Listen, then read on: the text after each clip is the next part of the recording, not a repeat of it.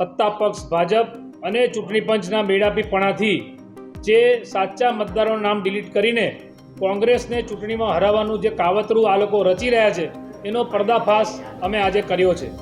આજે તમને અમે પીપીટીના માધ્યમથી વડોદરા સિટી વિધાનસભા 141 કે જ્યાંથી આ ગુજરાત સરકારના મંત્રી છે પેલા બેન અને એ વિસ્તારના જે કોર્પોરેટરોએ જે ખોટા વાંધા લીધા એના નામ સાથે એમના એપિક આઈડી સાથે અમે તમને પુરાવા રજૂ કર્યા છે।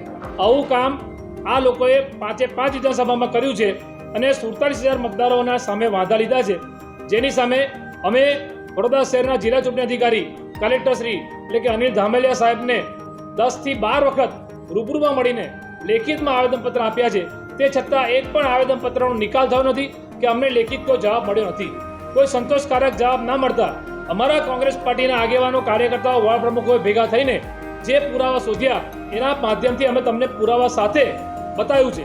આપના માધ્યમથી વડોદરા શહેરના કલેક્ટરને ચેલેન્જ કરું છું કે કોંગ્રેસ પાર્ટીએ જે પ્રેસ કોન્ફરન્સ કરી છે આમાંનો એક પણ શબ્દ ખોટો હોય તો તમે પ્રેસ કોન્ફરન્સ કરીને સાબિત કરો કે અમે જે રજૂઆત કરી છે, અમે જે પુરાવા બતાવ્યા છે એ ખોટા છે।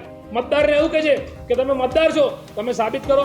કાલે ઉઠીને સત્તામાં ફરી આવી હશે તો નાગરિકો જે હરતા પડતા રસ્તામાં ચાલતા નાગરિકોને એવું કહેશે કે તમે નાગરિક છો, તમે સાબિત કરો।